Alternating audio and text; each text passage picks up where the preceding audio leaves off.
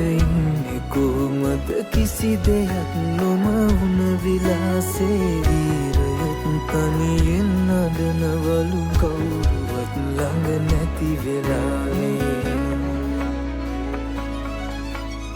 ජීවිතේ ගැන මේ තරම් දේ දන්න හැටි පුදුමයි